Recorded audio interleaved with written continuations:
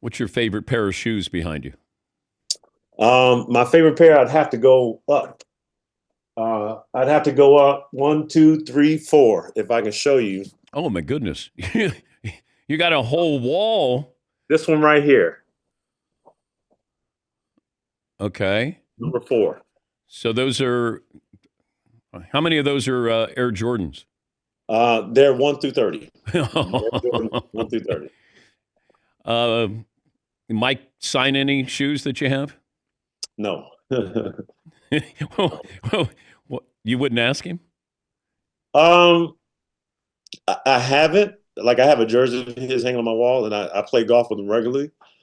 I wouldn't ask him, but I think at some point I should here Yeah. in the future, just for keepsake, just having momentum. And I know he would if I asked him, but But I thought about it, but I haven't done it yet.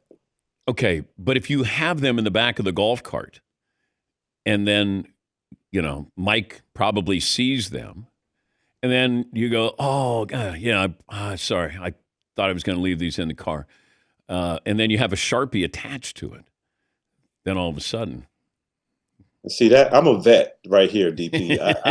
That's like a rookie move to oh, do it that. is? Like if somebody did that to me, I'd be looking at them like, really, really, dude. You Okay. really just left it with the Sharpie on taped up to it. Okay, what if you send somebody that you guys used to do this where you'd send the clubhouse guy over to get something signed by somebody in the other locker room, Oh right? yeah, Okay. yeah. We did that. Did it. I'll tell you a story. One time when I was playing in Milwaukee, I was always early, and the bus wasn't there yet, so I took the cab over, and I'm sitting in the locker room. So our equipment manager didn't get our gear out yet, so I'm sitting in the locker room, and I'm antsy trying to get on the court.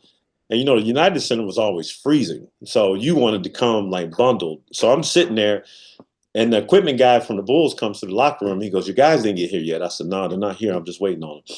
He goes, "Mike's on the other side. He has some stuff. Maybe you want to ask him."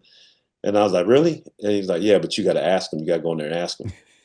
And this was I'm probably like 3 years in the league, and I'm like, go over there and ask. I was like, "Can you ask for me?" He goes, "No, you got to go ask him yourself."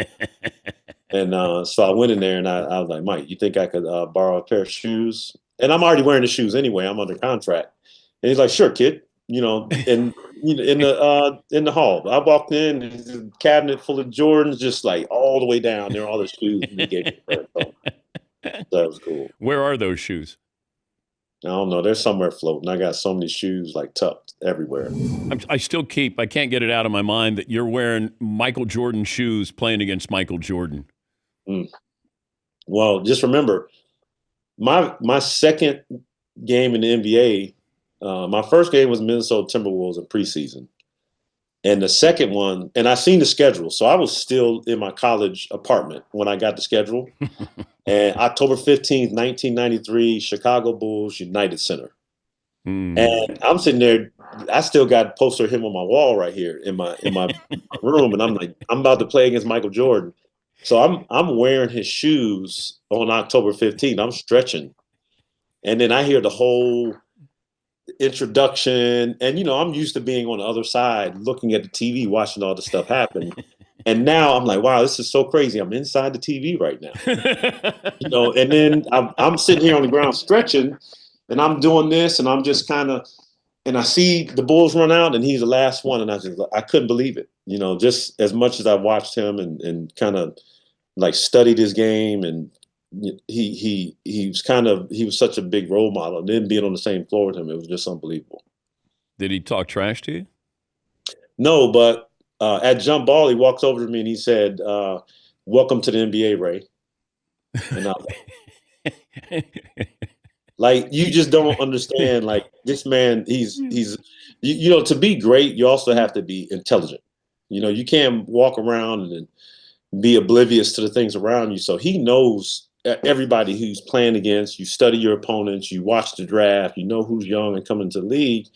And so, as us young players, we're so naive to that idea. You start to realize how much you have to immerse yourself in this game, and you have to know every player in the league. You can't just think that, oh, I'm the best player. I don't care about anybody. You really have to study this game and who's in it.